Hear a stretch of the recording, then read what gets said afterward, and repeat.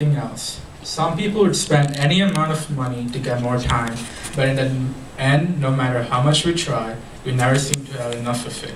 How much do I have left in my life? I don't know. I can live for 100 years, or my life could end in the next moment. No one knows how much time they have. It's just a quick glimmer, a quick flash. In Psalms 90, verse 12, it says, "Teach us to number our days, that we may gain a heart of wisdom." I don't know about you, but I always wonder, what will I do if I was to die tomorrow? No matter how concentrated I am though, I can never be serious enough to actually think about it, because somewhere deep down in my heart, I always think there is no way I'm going to die tomorrow. But Ephesians 5 tells us to make every minute count. Live the moment as if it was your last, because who knows, it might actually be your last. Life changes so quickly.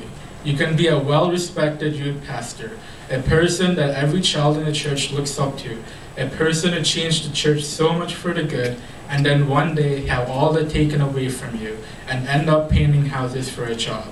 That's what happened to my youth pastor, a person that has affected my life so much.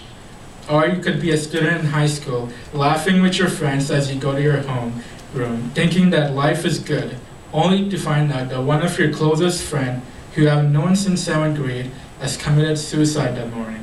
Still can't forget that day, because suicide is a way of leaving a deep scar on those who are left behind that never goes away. Life is precious.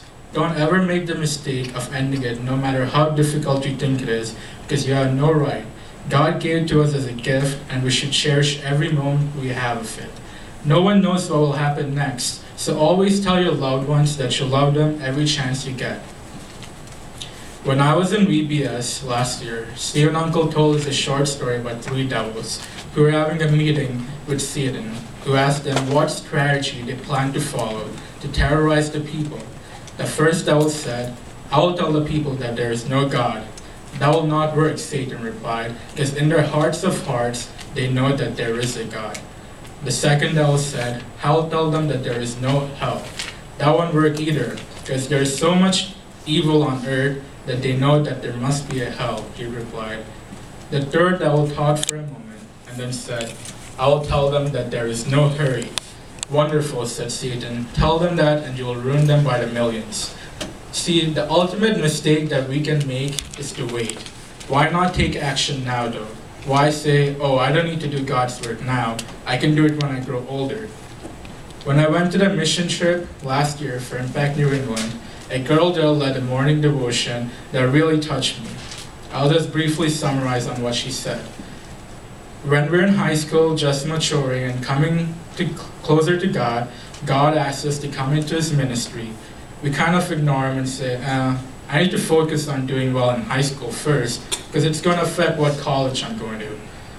A few years later, God asks to come into His ministry again, but we ignore Him again and say, I need to finish college first, because it's going to affect what job I get, and I'll need a good job to get a lot of money so I can help a lot of people. A few years after that, God speaks to us again and asks Him to help Him do His work on earth. But again, we ignore Him and say, I have a family now, and they are my first priority. Maybe after my children go to college, I'll have time to do a lot of work for God.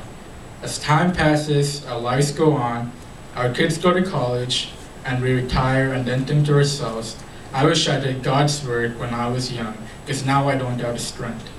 Most people's lives turn out this way, but yours don't need to turn out this way.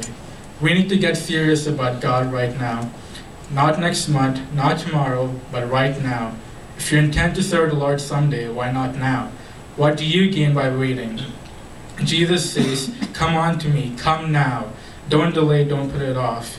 The Bible tells us to come to Christ today, not tomorrow. That's why I want to start now. I went on my first mission trip 2 years ago with my church to Pennsylvania. It made me realize that this was what I want to do for the rest of my life. Jesus did not tell us to sit around and worship Him 24/7. Instead, He told us to help each other's lives get better. Trust me, helping people and knowing that you made a difference in their life is the best feeling ever. That's why this summer I'm going on my 5th mission trip to India. Jesus is always waiting for us at the door of our heart. He's knocking, and He'll keep knocking until you listen. But in the end, it's you who have to decide to let Him in or to keep Him out. Don't wait. Open up to Jesus now, and I promise you, your life will be more awesome than you can imagine it to be. Thank you.